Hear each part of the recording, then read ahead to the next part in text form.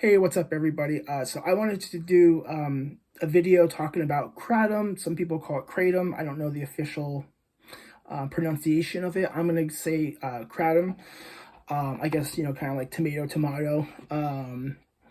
And I want to do a video talking a little bit about what Kratom is, and particularly my experiences with Kratom, especially the multiple attempts I've had at trying to quit Kratom and having a really challenging time with it because of the physical dependence that formed and the subsequent withdrawals symptoms.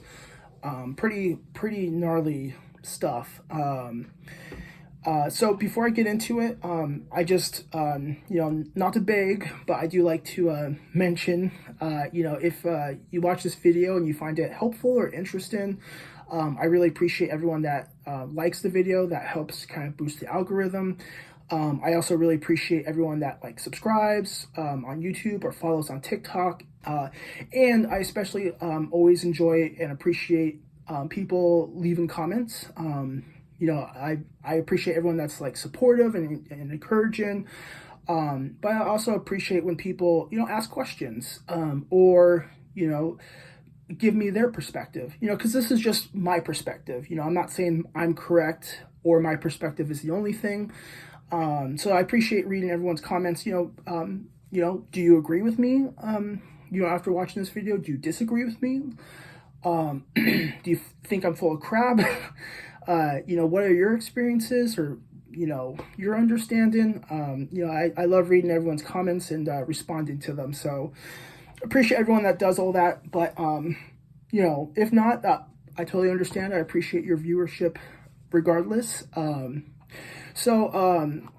those that might not be familiar with the specifics of Kratom, I won't go too in depth, but it's a tree that's native to Southeast Asia, so Thailand, Indonesia, that area. I believe it is related. It's in the same family as the coffee plant. Of course, have different effects than caffeine. So with the tree, typically, Kratom comes in different forms, especially, within the past 5-10 years. Usually, the leaves are harvested, they're dried, they're crushed or shredded to a very fine powder. And then that powder can be consumed. So for me, I would typically buy bulk Kratom powder and then just toss and wash. So get a scoop or two, put it in my mouth, and then drink a little bit of a beverage and then drink it down.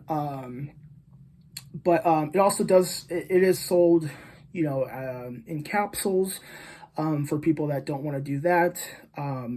But lately, they've had extracts for a while. They also sell extracts in different bottles and tinctures, which is a more concentrated form of the two main constituents in Kratom. So it's I guess just a much more potent way of consuming Kratom. And lately, they sell pills now. They've isolated the two main chemicals in there that are responsible for the effects. They've isolated them and sell them as pills now. So, and I've heard stories of people having a really hard time with quitting those pills. So there's a lot of different alkaloids, different chemicals in the Kratom leaf and the plant. But the main two ones are, I'm probably butchering the pronunciation, but it's mitragine and then 7-hydroxymitragine. I haven't done a bunch of research into this recently, but I believe those two are one was 11 times more potent than morphine, and the other one was 26 or 27% more potent than morphine. Now, granted, the amount that's in the leaves is a much lesser amount than like what you would get in like a standard dose. Like if you took, you know, like a pill of morphine, even though I know it's not very bioavailable, you know, taking it orally. But like, or if you like IV'd it, there's going to be a lot less in like the Kratom. But that's where the kind of the extracts and like now these pills really start becoming problematic because you can get a much higher dose of like especially of those two. I think 7-hydroxymitragine is like the stronger one. But yeah, you get an extract with just like mostly just those two. So much stronger effect. And I didn't explain. They act, so those two, which are responsible for the high mostly, those two act on the same, the mu opioid receptors, the same receptors in your brain and stomach, like intestinal tract, as traditional opioids. So it acts on the same receptors as like heroin, morphine, Vicodin, all that stuff, which is crazy to think about, honestly, given the fact that it's like so commonplace. I guess it probably depends where you live. My understanding is Kratom is still legal in most states. I think a few states have banned them, or maybe like some cities or counties have banned it. But for the most part, it's pretty prevalent. Where I live, I see signs all the time outside of like smoke shops or even some gas stations, big old banner that says, we sell Kratom here, which is just like crazy. It's like they're selling like opioids to people. And it's like you could argue, oh, well, this is natural. But it's like, like with the poppy plant, like, codeine and morphine, like those are natural. Those come from a plant, but those are highly addictive. Yeah, definitely the Kratom could be pretty nefarious, or I guess for some people like sneaky, because obviously, they're not upfront about that information. It's kind of like the nitrous oxide. Like, it's like, oh, not for human consumption, wink, wink.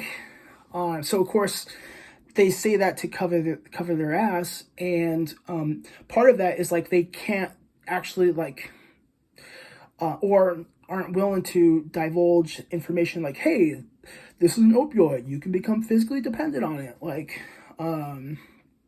my understanding, maybe with the extracts it's more possible, but for like the plain leaf powder, it's very difficult to overdose. It doesn't really cause as much respiratory depression as traditional opioids do. I have read online that I think it was the FDA or maybe DEA have reported cases of Kratom overdose, but I think with a lot of those there was other substances in the other drugs in the deceased person's body, so it wasn't just the Kratom or the constituents of Kratom.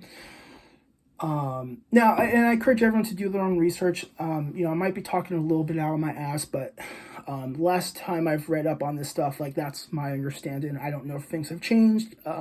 Again, also because of the extracts, maybe the potential for overdose is higher. It would make sense.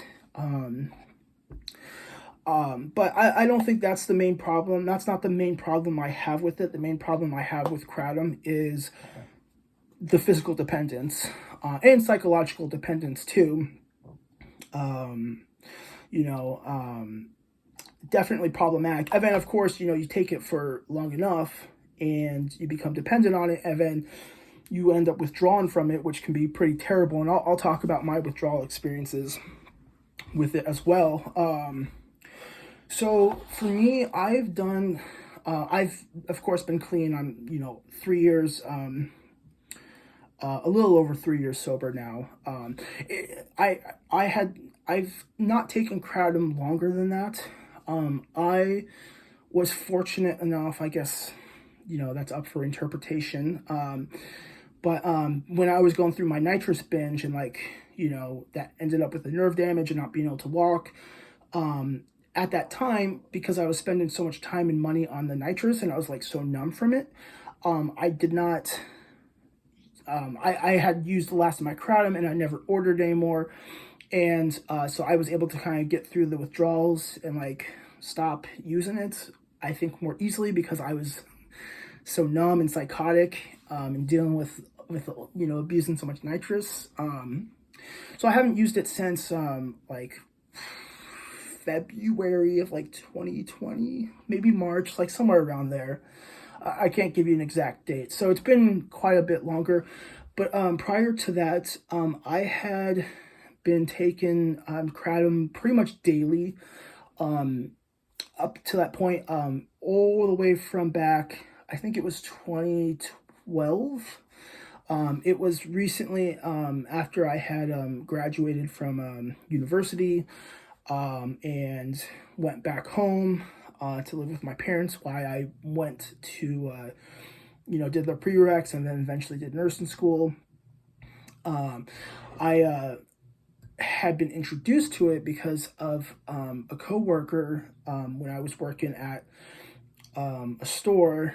I was working like part-time retail to just earn a little bit of money, and they introduced it to me, and I had been familiar with Kratom before. Like I've read about like the potential risks of dependence and like what it does, so I was familiar with it, but I had never had it up until that point. And so they offered it to me one time on shift, and I took some, and of course it was extremely bitter and like really gross to get down. But after like 30 minutes or so, like just like a increased mood and like energy, like just feeling more uppity, more talkative, more social, and like made doing mundane tasks much more easy because it's just like you're just feeling good.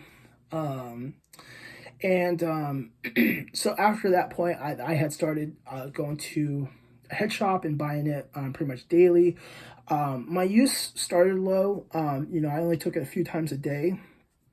And, for the first few weeks or first few months, that increase in like energy and like mood was noticeable. Of course, as I continued to use it, especially the more I used it, that boost of mood and energy was much less noticeable. One thing I will say too, what's interesting about Kratom is at lower doses, it acts more of like a stimulant, kind of like, if you've had a few cups of coffee. So like I said, that increase in like energy and that increase in mood. But when you take higher doses, and of course this depends on person to person and like what form you're taking it, like if you took one of those 7-hydroxymitragine pills, you probably would be pretty high. And but higher doses are more sedating, and like some more of the traditional opioid, like kind of just like euphoria and like warms, it's like a nice warm blanket around you, just feeling like really at ease, relaxed, not like nodding off. I've never really like nodded off, but definitely like a similar to taking like a decent dose of like oxycodone or like hydrocodone. So that's interesting too. But for my first like months, I kept my use relatively low, so it was more just like that increase of like energy. And I mostly took it like before or during work, to help me get through work. Not like I needed the help, but it's like, if you can improve your mood and energy, it's like, why not? But then after like the first few months, my use slowly started like increasing. So I'd go from like an ounce, like 28 grams, which is sold for like $20. At least was sold for $20 back then in the head shop. That would last me like a few days, maybe like 3 to 4 days. That started eventually only lasted me like maybe like 2 days, and then eventually like 1 day. And then eventually less than one day, so I would have to, like, buy bigger quantities. And then, years later, in the effort to save money, because at this point this had been pretty costly, buying a few ounces at a time from a smoke shop. I eventually started purchasing them online. You get them in like these kilogram bags. It almost looks like a brick of like drugs. I mean, I guess it is a brick of drugs. But it's like much cheaper per gram than it is like buying it in smoke shops at a lesser amount per day. And obviously it's more convenient too. It's like you order it, it shows up at your door, like a week later. You don't have to go to the head shop like daily. I didn't really experience any withdrawal effects like for like 6-12 months, like that first initial period. But then once my use started becoming more frequent and heavier, I would notice that I would start feeling kind of crappy, like almost like coming down with like a mild case of the flu or like maybe a cold.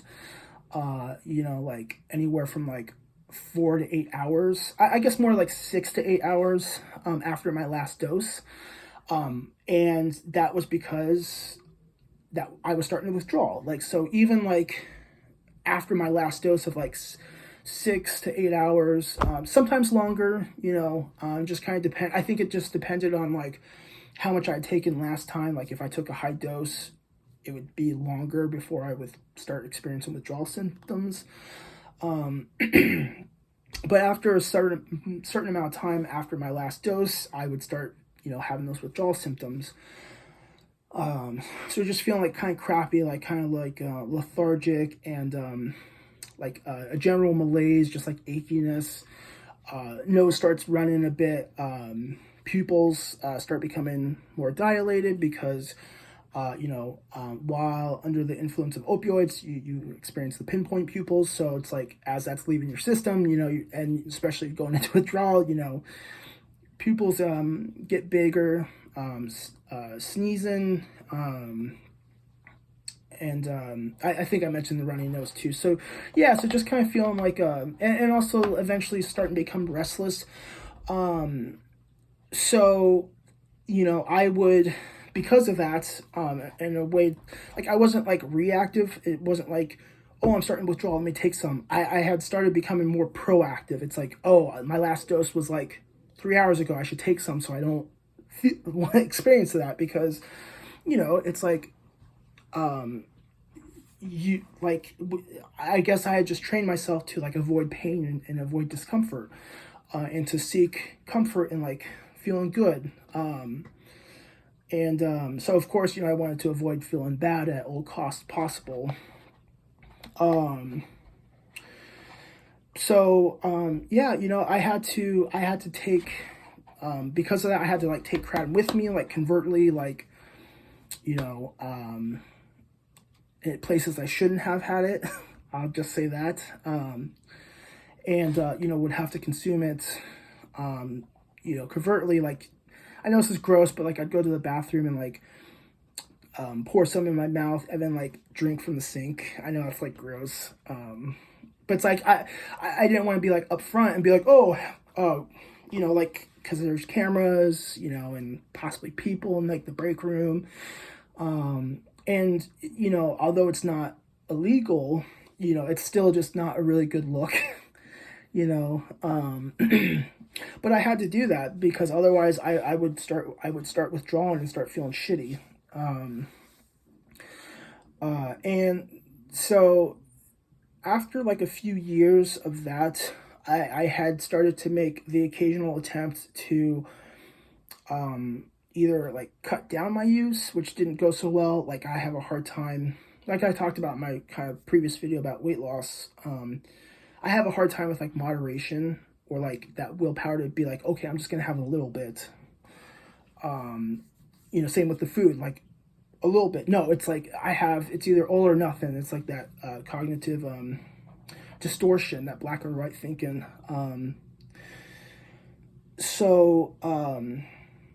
Where was I going with that? Oh yeah, so tapering. So it's just like, I couldn't really reduce my use. So I had instead started prioritizing just straight up like cold turkey, and so like running out and then doing my best to not go and get any. But for me, withdrawal was like particularly like bad, especially at nighttime, like throughout the whole day, but especially at nighttime. Like it's after like, especially after like 24 hours or more, up, I would say like up for like a full week, maybe a little bit longer, but after like day 7, it starts getting a little bit better. But like full on like feeling like shit, like like sweaty as hell, like anxious, restless.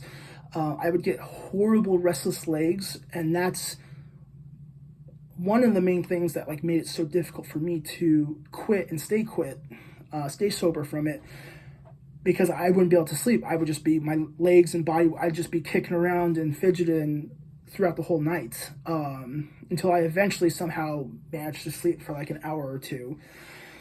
But yeah, and then just feeling pain, like I would get like really bad pain in my calves. It almost felt like it was down to the muscle, where like someone was like, or down to my bone, like someone was like twisting my bone, like my tibia and fibia, like in my leg. That's the best way I was kind of able to describe it. And like I said, just horrible restlessness and just feeling absolutely terrible. Fortunately not like so much gastrointestinal, like maybe some like, loose stool and like diarrhea, but nothing like hardcore. And then some nausea, but typically no vomiting. So, that was nice. Although I would rather take that than the restless legs. But every time I tried to quit, I never had sought medical, like professional help, which in hindsight maybe I should have, but it's like, at that time, I was still like pretty secretive of like my addiction, to everything, let alone Kratom. So, I didn't want to go get help, because I didn't want to be exposed as like, a drug addict. So, I would just have to like cold turkey it and like try to white knuckle it. But yeah, pretty much every time I just eventually caved, whether that was within 24 hours or like a few days. There's been some times where I made it like a full week, but it's just like eventually it's just like I can't take it. Like I need to get some. And of course, you go get some, you take some, and just like immediate relief. I mean, I guess, maybe like 20-30 minutes for it to, get absorbed. But after that, just relief, like, oh yes, like finally, like my body's calmed down, I'm not sweaty, I'm not like anxious, I can actually like lay down and sleep. So that's for me, that was the most difficult part of like quitting, was just like that restlessness and like insomnia because of it. But of course the other symptoms didn't help either. Yeah, my use eventually got pretty high, like like 2018 and 2019, like before I ended up losing my job and like going through the psychosis, and then, especially my arrest, and then, long-term binge, early 2020, where, like I said, I eventually quit because I didn't have any more and I just was so preoccupied with the nitrous. But for a year or two before that, I would say consuming probably like 100 grams per day, like maybe a little bit more. So I was taking like some pretty big spoonfuls, like multiple times a day. But unfortunately, I never did get into the extracts. Those are pretty expensive. And I'm sure like the pills are expensive as well. And I'm sure it's like the withdrawal from those are even worse, because it's like just a concentrated like opioid versus like, with the leaf, it's not as potent. You have to consume much more of it, so it's going to be less physically dependence forming. So yeah, I'm really glad that I've, again, it's like, it sucks, like, the way I ended up quitting, with like all the nitrous use. But, at the very least, I'm glad that, like, at least I had quit, and then I had stayed quit. up until now, and like I don't really have too many cravings to use it. So it's like, which is great because it's like I said, like wherever I go, like usually like I see signs or like banners advertising Kratom sold here. And again, I'm sure like with the increase of like extracts and like pills and stuff, like it would probably be even more difficult to quit. So kind of like with nitrous oxide, I really don't think it should be illegal. I know that kind of sounds crazy. Again, with like same with the nitrous oxide, it's like, well, you experienced nerve damage, you couldn't walk, like, and like went batshit crazy. It's like, why wouldn't you want it banned or made illegal? But it's like, I don't know. I think like as an adult, like,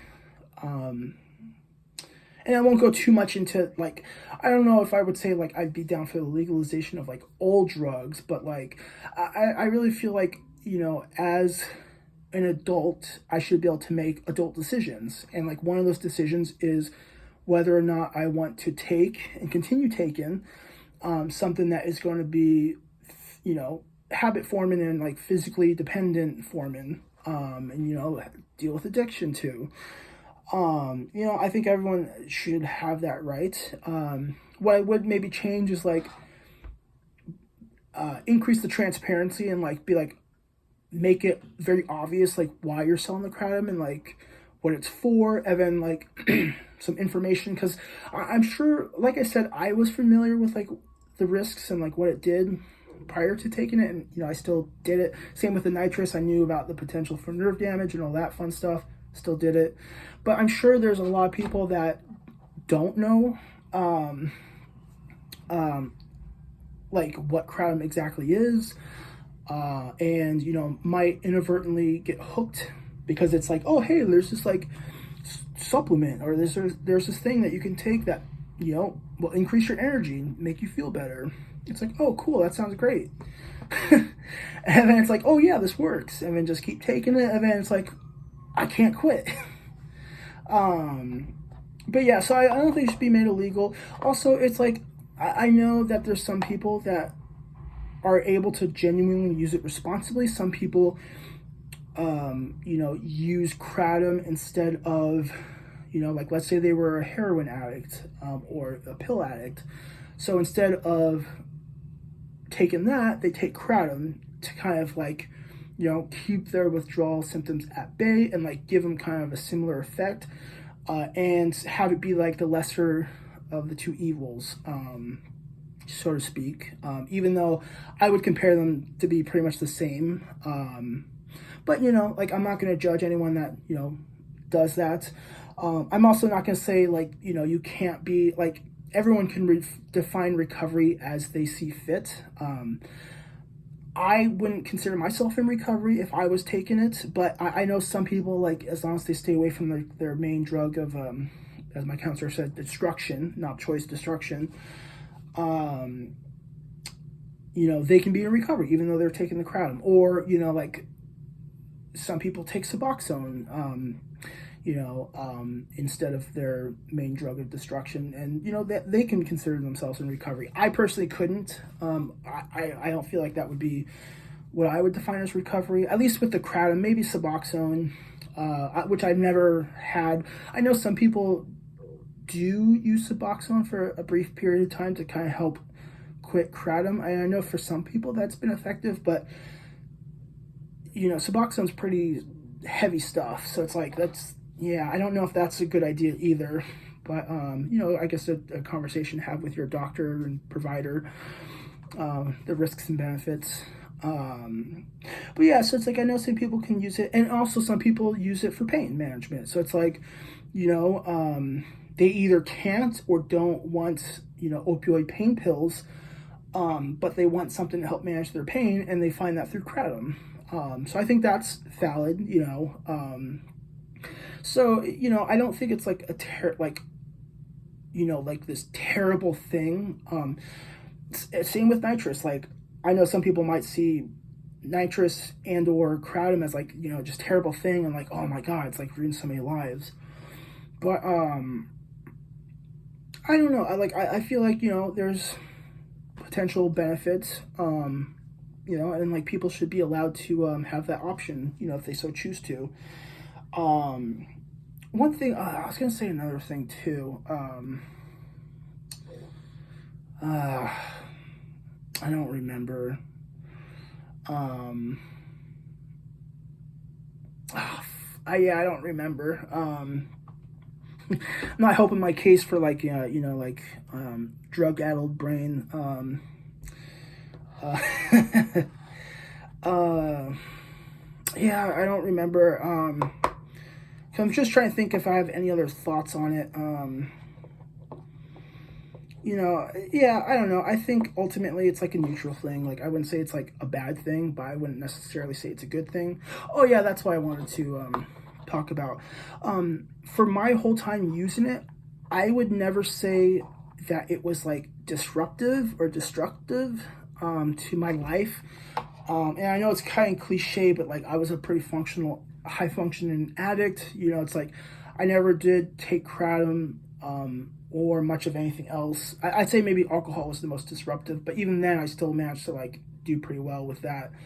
But with the kratom, it's like I never took it and like, you know, like been too high to work or like hungover and like couldn't work.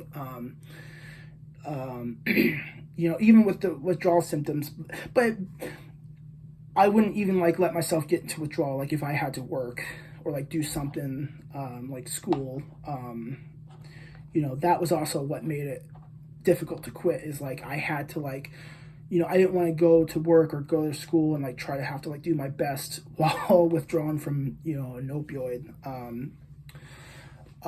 But yeah, so it's like, you know, it's like, I wouldn't consider it to be like very destructive, but you know, like with addiction to a lot of stuff, in my experiences with addiction, it's like, even though I was functioning, like I just wasn't happy.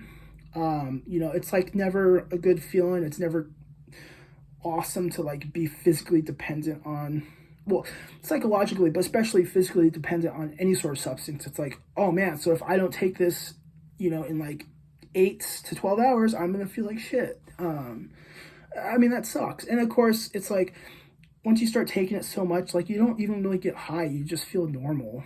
So it's like, you know, it's like there's not even much benefit.